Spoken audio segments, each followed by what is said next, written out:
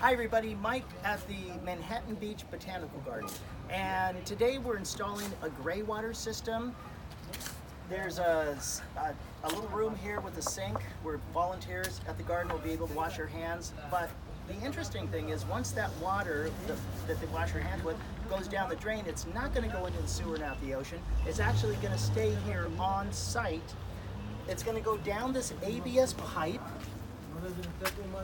and then instead of going out to the ocean and polluting our ocean, or to waste treatment plant where it takes energy to cleanse it, it's actually going to stay right here on site. It's going to go through this ABS pipe right here, and then we're going to connect into this pipe, and we're going to actually shoot it down this trench, and it's going to end at that tree.